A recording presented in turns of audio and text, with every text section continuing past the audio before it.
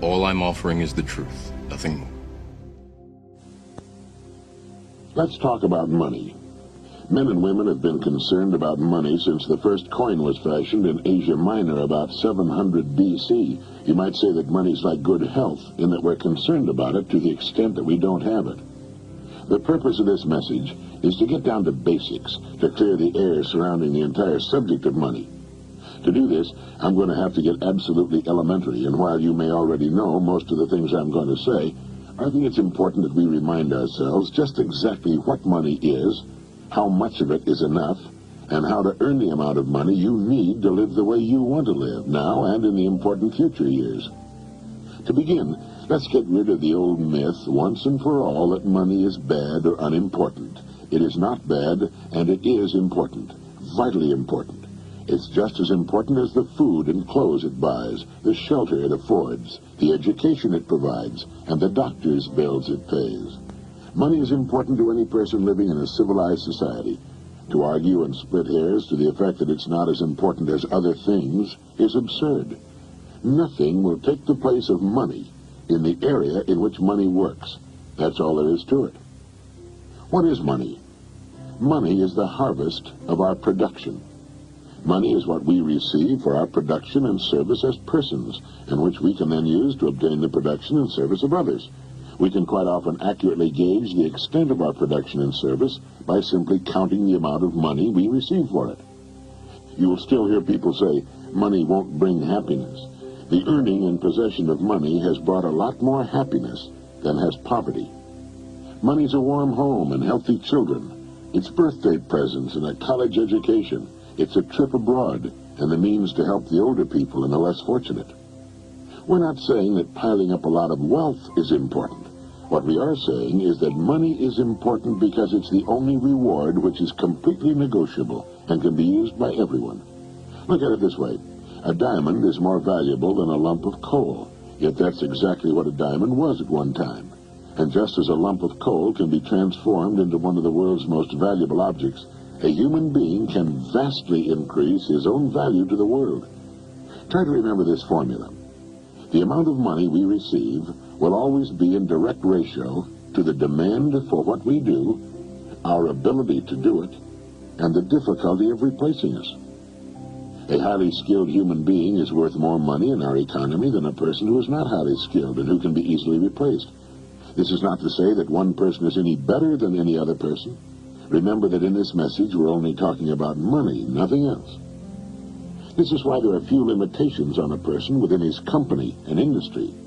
His income will be an exact proportion to the demand for what he does, his ability to do what he does, and the difficulty of replacing him. That's why the whole idea of trying to get something for nothing is ridiculous and won't work. A top jockey will earn upwards of $200,000 a year, which will represent 10% of the winnings of the horses he rides. You might say riding a horse serves no useful purpose, but the demand is there, useful or not. It's the same with a star in show business. His or her income will very accurately reflect the demand for what he or she does. And that's why preparation for life is so important. Luck has been defined as what happens when preparedness meets opportunity. A great opportunity will only make the unprepared, the unqualified, appear ridiculous. For every one of us, opportunities are all around us. Our ability to see them will depend in large part on how well we have prepared ourselves. Now, how do you stack up in this regard? Now, while this may sound elementary, you'd be amazed at the number of people who want more money, but don't want to take the time and trouble to qualify for it. And until they qualify for it, there's no way on earth for them to earn it. It's like the person who wants a good-looking figure but doesn't want to stay on a diet long enough to get it. To 9/10 of the world's population, the average North American is already rich. There's a greater difference between the standard of living of most of the world's population and our average worker than there is between the standard enjoyed by our average worker and the richest man in the country. Our working man has just about everything the wealthiest man has, only smaller. He has a home, car, often two of them, radio, TV, savings account, debts. They're just smaller. His food is as good and just as plentiful. His bed is just as comfortable. His home is just as warm in the winter. He has exactly the same amount of time and just as much, maybe more, freedom. Its life expectancy at birth is 70 years. For the rest of the world, on the average, it's less than 40. With only a fraction of the world's population, we in the free world have half of the world's total money income. We have more than 2/3 of all the automobiles on Earth. So in talking about money, let's understand that we're already rich as people. Now, how much do you want? How much money do you need to live the way you want to live, to accomplish the goals you have established for yourself? Most people think they want more money than they really do, and settle for a lot less than they could earn if they went about it the right way. The world will pay you exactly what you bargained for, exactly what you earned, but not a penny more. You remember the poem that goes, "I bargained with life for a penny, and life would pay no more"? Well, that's about it. We will receive not what we idly wish for, but what we justly earn. Our rewards will always be in exact proportion to our service. If you don't like your income, you must devise ways and means of increasing your service. And this is an individual thing. No one can do it for you. Although you can get ideas from others, your service must come out of you, your mind, your abilities, and your energy.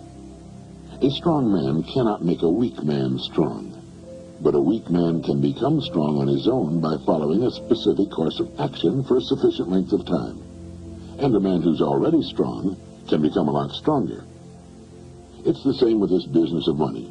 A man who refuses to do more than he's being paid for will seldom be paid for more than he's doing. You may have heard someone say, "Why should I knock myself out for the money I'm getting?" Now, it's this attitude which, more than anything else, keeps a person at the bottom of the economic pile.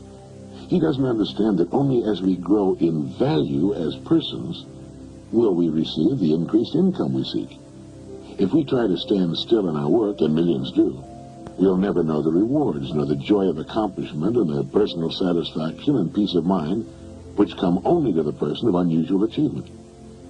There are two distinct steps we must take. First, we must decide how much money we really want.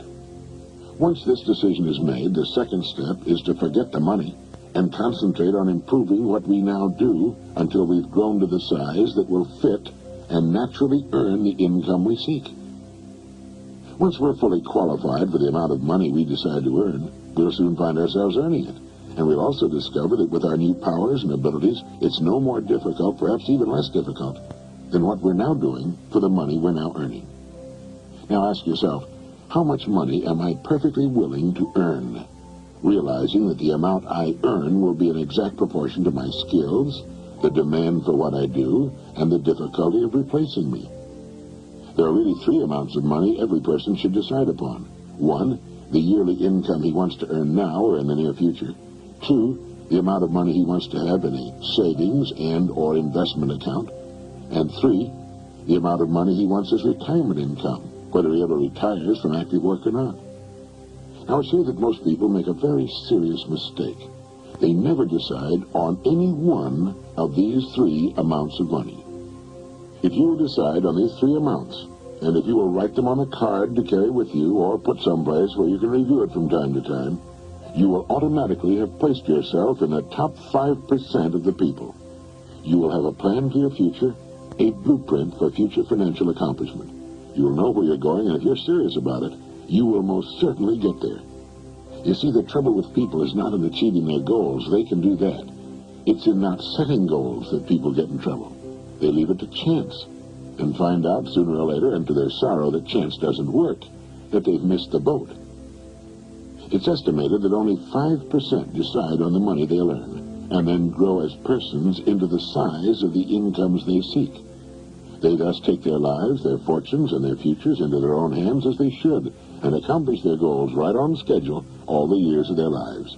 You can do the same thing, and you can do it starting right now. There are two kinds of people where money's concerned. There are the majority who cut back on their wants to fit their incomes, and there are those free spirits in the minority who make their incomes fit their wants. Now, which is best for you? You must decide. Ben Franklin gave us the secret to wealth. He said the road to wealth lies in augmenting our means or diminishing our wants. Either will do, but the quickest way to wealth is to do both at the same time. Now, when you write down the yearly income you mean to earn, you no doubt know whether or not it's average for the work you're in or above average. The chances are good that the figure you'll decide upon will be above average, perhaps quite a bit above average. That's good.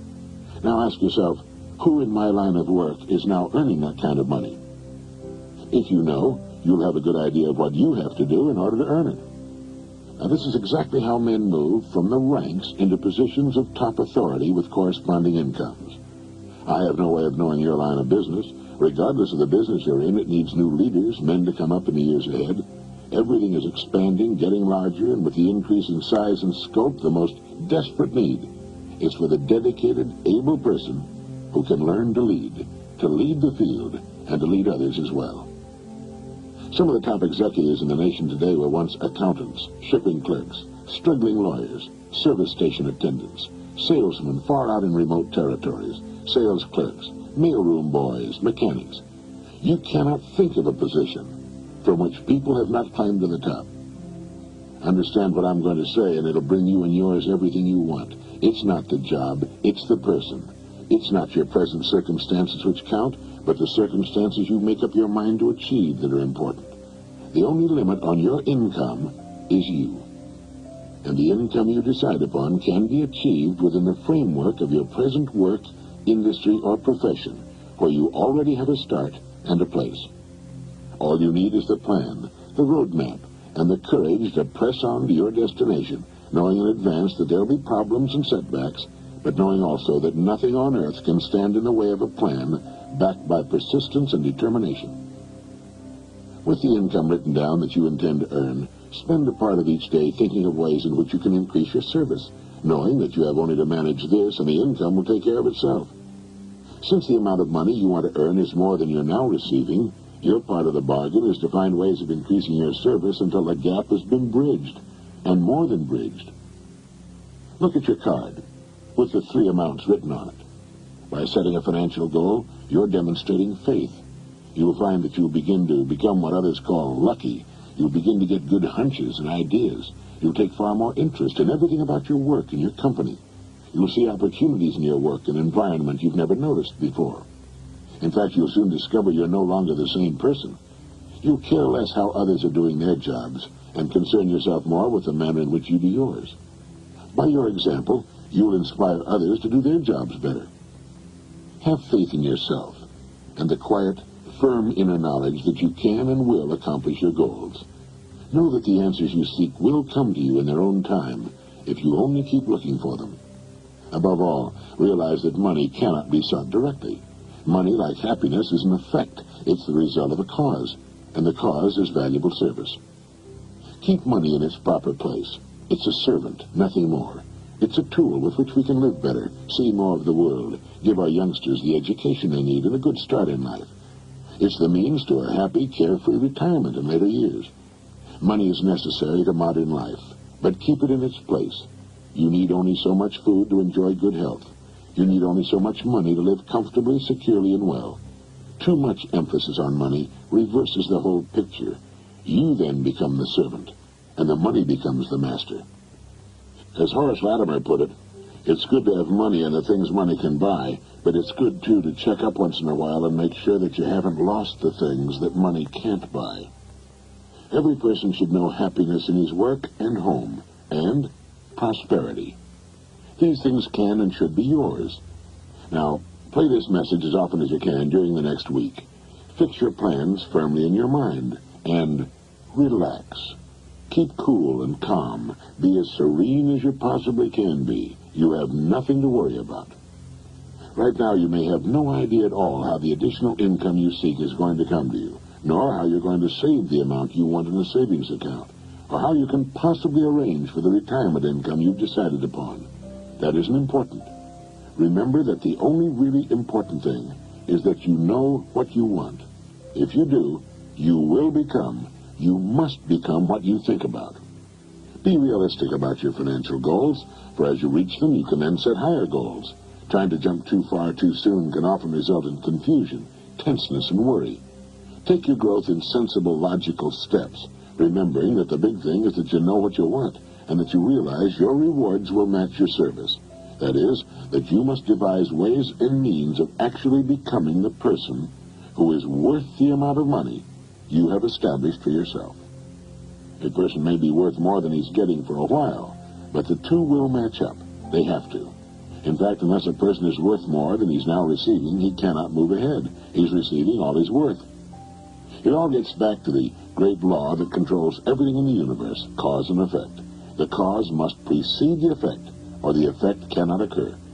This is why people who try to get something for nothing are only fooling themselves and earning the disillusionment and frustration they must one day reap. You can have what you want. You need only make up your mind.